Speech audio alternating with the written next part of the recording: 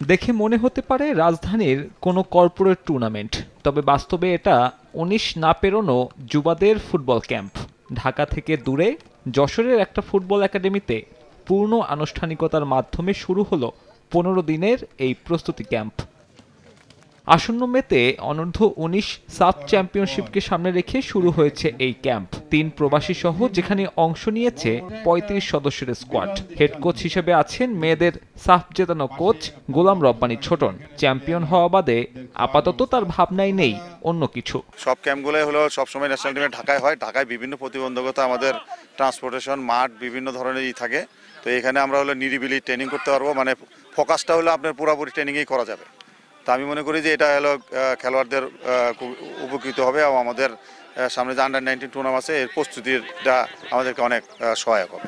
ক্যাম্পের শুরুর দিনেই অনুষ্ঠিত হয়েছে প্রীতি ম্যাচ। এর আগে হয় গা গরমের পর্ব। অংশ নেয়া যুব ফুটবলাররা এমন পরিবেশে সন্তুষ্ট, ক্যাম্পে সবার লক্ষ্য সর্বোচ্চটা দেয়া। শামসুলহুদার যে পরিবেশ, মাঠ, আমাদের থাকার জায়গা, আমাদের খাবার দাবার সবকিছু আলহামদুলিল্লাহ সবকিছু ভালো।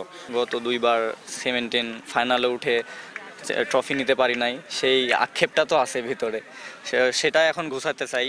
এবার ইনশাল্লাহ আমরা ভালো কিছু করব। আমি আমার দেশকে রিপ্রেজেন্ট করতে আসছি, সো আমি প্রতিদিন আমার বেস্টটা দিতে চাই।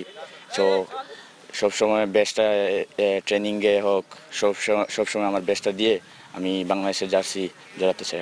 বৃহস্পতিবার বিকেল 4:30টায় প্রস্তুতি ক্যাম্পের উদ্বোধন করেন যশোরের জেলা প্রশাসক মোহাম্মদ আজহারুল ইসলাম। শামসুল হুদা একাডেমির নির্বাহী সদস্য মোহাম্মদ শফিকুজ্জামানের সভাপতিত্বে অনুষ্ঠানে পুলিশ সুপার রওনক জাহান সহ ক্রীড়া সংশ্লিষ্ট বিভিন্ন নাগরিকবৃন্দ উপস্থিত ছিলেন। আগামী 9 থেকে 18 মে ভারতের অরুণাচল প্রদেশে হবে সাফ অনূর্ধ্ব-19 চ্যাম্পিয়নশিপ। সময় সংবাদ, যশোর।